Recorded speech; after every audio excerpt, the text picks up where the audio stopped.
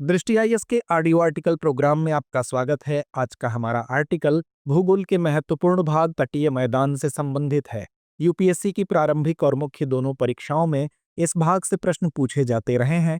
यह आर्टिकल आपके उत्तर लेखन की गुणवत्ता बढ़ाने में सहायता करेगा। यह ऑडियो आर्टिकल सामान्य अध्ययन प्रश्न पत्र 1 के भूगोल खंड से जुड़ा है।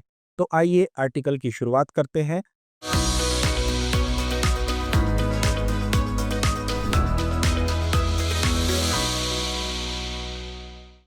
प्रायद्वीपीय पठार के किनारों और भारत की तटरेखा के बीच स्थित संकरीय तटीय पट्टी के विस्तार को भारत के तटीय मैदान कहते हैं।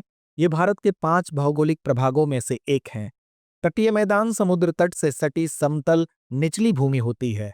भारत की सीधी और नियमित तटरेखा क्रिटेशियस काल के दौरान गोंडवाना भूमि के भ्रंशीकरण का परिणाम है। ये मैदान पश्चिम में अरब सागर और पूर्व में बंगाल की खाड़ी के साथ लगभग 6000 किलोमीटर तक फैले हुए हैं।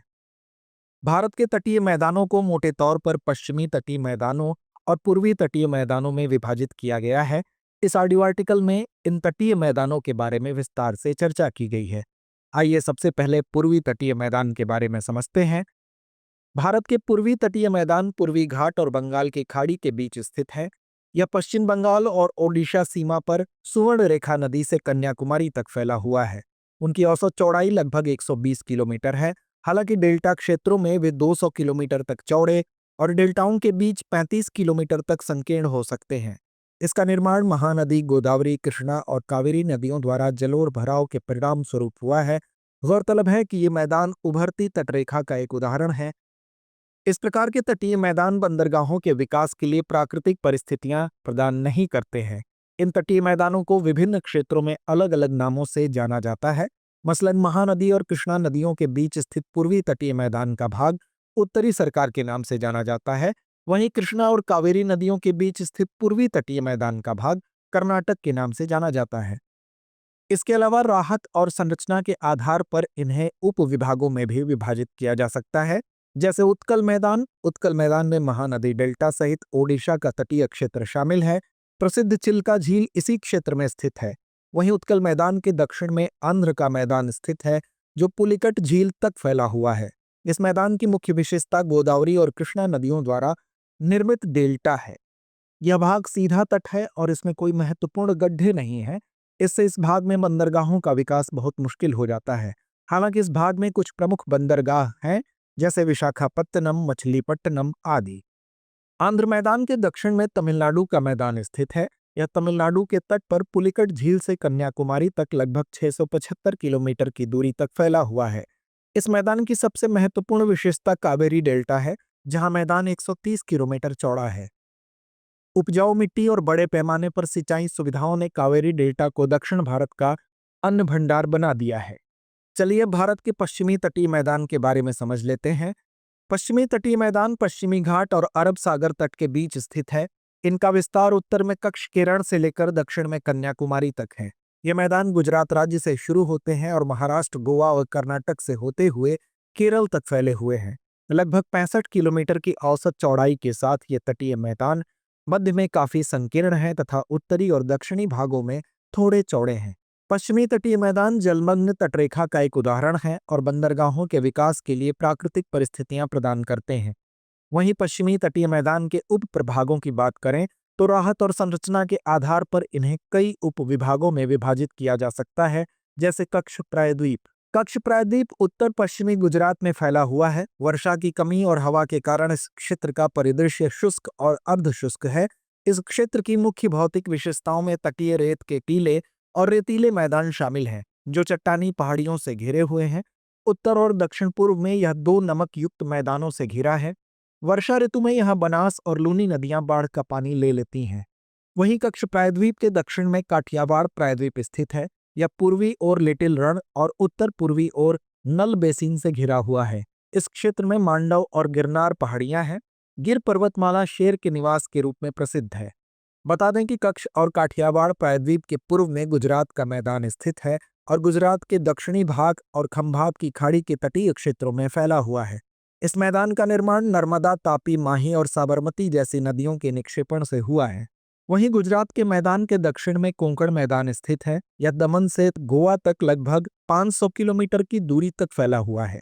इसकी औसत चौड़ाई 50 से 80 किलोमीटर तक होती है। इसमें समुद्री कटाव की कुछ विशेषताएं हैं, जिनमें अरब सागर में चट्टानें, उथले पानी, चट्टानें और द्वीप शामिल हैं। कोंकण तट पर छोटी खाड़ियों और समुद्र तटों की एक श्रृंखला है। इसके अलावा कोंकण मैदान के दक्षिण में कर्नाटक तटीय मैदान स्थित है। यह लगभग 225 किलोमीटर लंबा है, जो गोवा से मैंगलोर तक फैला हुआ है। यह एक संकीर्ण मैदान है जिसकी औसत चौड़ाई 30 से 50 किलोमीटर है। मैंगलोर के पास इसकी अधिकतम चौड़ाई 70 किलोमीटर है। कोंकण मैदान के दक्षिण में केरल का मैदान है। इसे मालाबार मैदान के नाम से भी जाना जाता है।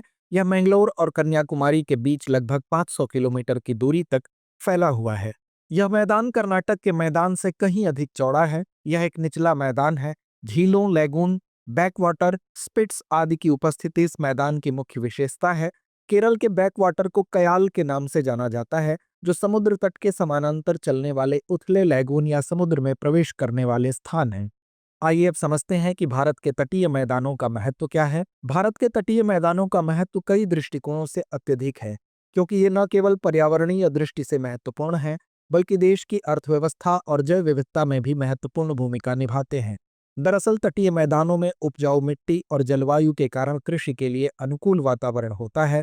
यहाँ पर चावल, नारियल, ताजे फल, मसाले और सब्जियां उगाई जाती हैं। इसके अलावा तटीय क्षेत्र भारत के प्रमुख समुद्री बंदरगाहों का घर है, जैसे मुंबई, चेन्नई, कोलकाता और विशाखापत्तनम। ये बंदरगाह अंतर्राष्ट्रीय व्यापार और समुद्री परिवहन का मुख्य केंद्र हैं। साथ ही तटीय क्षेत्र उद्योगों के लिए भी अनुकूल होते हैं, क्योंकि यहाँ कच्चे माल की आपूर्ति आसान होती है और परिवहन का खर्च भी कम होता है। इसके अलावा मछली पालन और मत्स्य उद्योग भी तटीय क्षेत्रों में काफी विकसित होता है, जिससे लाखों लोगों को रोजगार मिलता है और देश की अर्थव्यवस्था में योगदान होता है। इसके अलावा तटीय मैदानों का जैविक महत्व भी बहुत अधिक है। तटीय मैदानों में मैंग्रोव वनस्पतियां, दलदली भूमि और समुद्र तटों का प्रचुर मात्रा में अस्तित्व है, जो जैव विविधता को बढ़ावा देती हैं। मैंग्रोव वन समुद्री जीवन के लिए महत्वपूर्ण आवास प्रदान करते हैं और समुद्र तटों की रक्षा करते हैं। इन वनों में मछलियों, सेलफिश और अन्य जलजीवों के लिए उपयुक्त वातावरण होता है। इन क्षेत्रों में पाई जाने वाली प्रजातियां पर्यावरणीय संतुलन बनाए रखने के लिए आवश्यक होती हैं।